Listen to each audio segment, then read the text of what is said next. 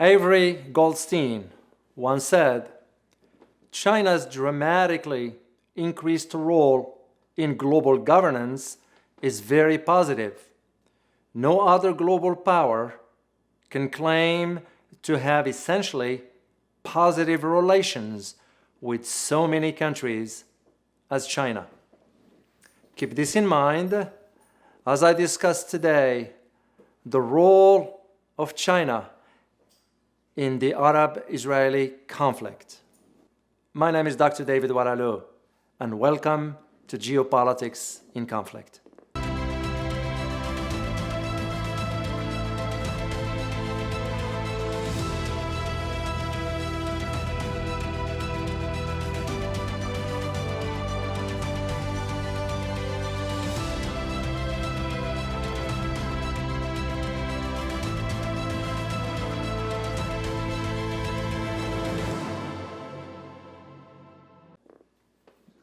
Well, before I start, I wanted to thank you for all your support. And I also wanted to let you know that we do have a new membership on the Patreon. If you like our videos and you want to support us, consider becoming a member. Once again, thank you very much for your support. So today, I wanted to talk to you in part 2 about China's role in the Arab-Israeli conflict and why that is important.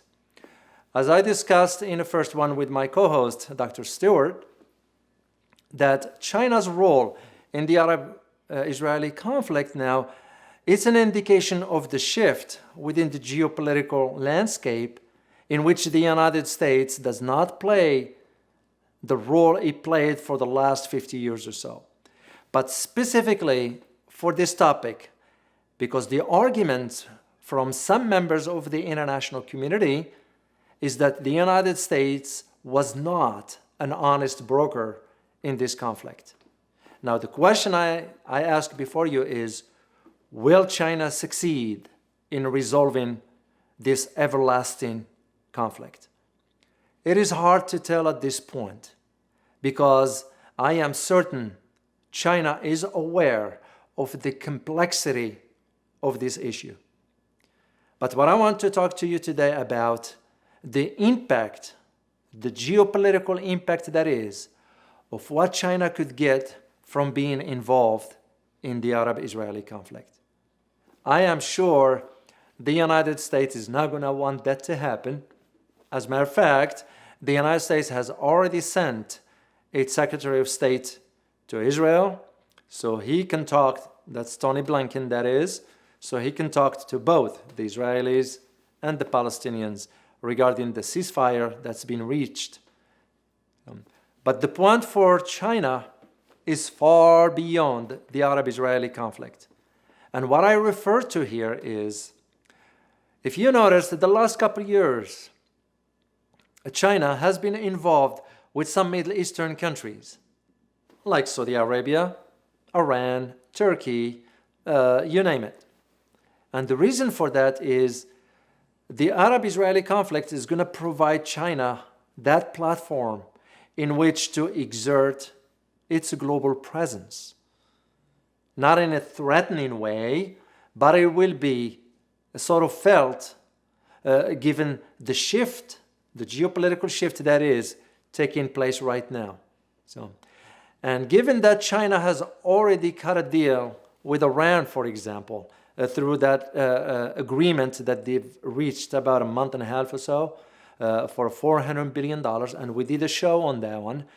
That's going to pave the way, given how Iran is well wired in the Middle East, that's going to provide China almost a network, if you will. And once again, China's role in the Arab-Israeli conflict is not just to resolve it, but rather is to allow that global prestige to reach its height. Because here is one thing in international relations that you need to know about. Context matters. China does not need to do much. The fact that it announced that it can be an honest broker in the Arab-Israeli conflict sent shockwaves around the world. Why? Because many countries, especially in the Arab and the Muslim world, from Malaysia and Indonesia to Pakistan and Nigeria and anything in between, they all welcomed China's role. Of course, the United States is going to be having a hard time letting that go. But China's aspirations are far for the long term, And if we take into consideration China's economic growth, military expansion, technological advancements, and even space exploration, you can just see why, diplomatically speaking, the Arab-Israeli conflict makes the perfect sense for China to get involved. Now, here is the big thing. If China succeeds in resolving this issue, it will be set.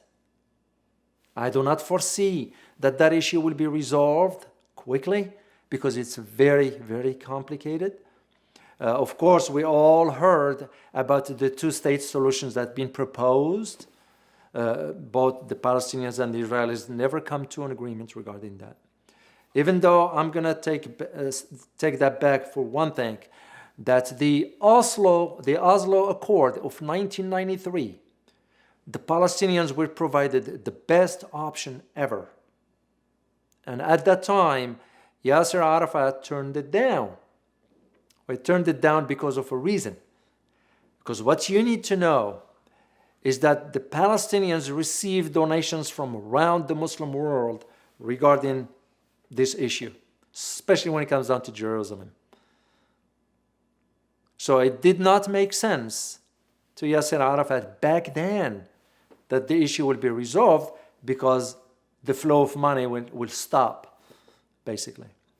On the other hand, the Arab and the Muslim world also take advantage of the Arab-Israeli conflict. How so, you may ask? It's simple. They use the Arab-Israeli conflict to mask their own political, social, and economic failures in their own countries. Because an Arab or Muslim country leader, that is, to divert the attention, is to talk about the Arab-Israeli conflict, how we support the Palestinians and so forth. When in reality, they don't care. They give a hoot about what's going on with Palestine. And it becomes the question of the support of the United States for Israel. Well, Israel has a right to exist like every other entity. Yes, we do give money to Israelis, taxpayers' money, like we do other countries as well, like Jordan, Egypt, or even the PLO, the Palestinian Liberation Organization itself, that the United States donates some money as part of the aid, foreign aid. At that time, I remember it was about $850 million, if I'm not mistaken, or 850,000, something like that. There were some money given, the bottom line. I do not know what those numbers are today. But the fact that we do give money to the Palestinians as well, it tells you they are not singling just the Israelis, whatever. Yes, the donations to Israel is larger by any means. The military cooperation is larger by any means, but also because Israel is a close ally of the United States. So the question becomes now for China, whether it will be able to convince the Israelis and the Palestinians to come to an agreement. As I said at the beginning, it's not an easy task, but China is not aiming at that. China is aiming at expanding its geopolitical reach, not only in the Middle East, but around the world, because the Arab-Israeli conflict is a global issue. And you wonder why tensions in the Middle East are forever? Well, it is because the issue of the Arab-Israeli conflict, if that issue is not resolved, the Middle East tensions will persist. And I wonder, will China be able to reach that? There is a possibility, because here is the advantage China has that the United States doesn't. And the advantage is China does business with all parties as we mentioned in the first part, China doesn't care what your religion is. China doesn't care what your ideology is. China doesn't care what your political orientation is. What China cares about is, are you willing to do business with them or not? That's the bottom line. But with the Arab-Israeli conflict, as China being the claim to have the title of the could China become the honest broker in this conflict, it will pave the way for a much bigger role for China, not only in the Middle East, but around the world. And that is the reason why I wanted to talk to you about this in part 2, about what is the big picture and the aim and the objective for why China wants to get into this. And that's usually a subtle way, diplomatically, for China wanted to displace the United States from global leadership. But let's face it, the United States global leadership has been diminishing for some time, maybe even before the invasion of Iraq. And that's part of those dynamics that's taking place. But also the United States has an ambiguous foreign policy that seems to have no direction whatsoever. So China is capitalizing on this. So keep this in mind as you see the evolvement of China's involvement in the Arab-Israeli conflict that will move into the global stage. I hope you find this information useful.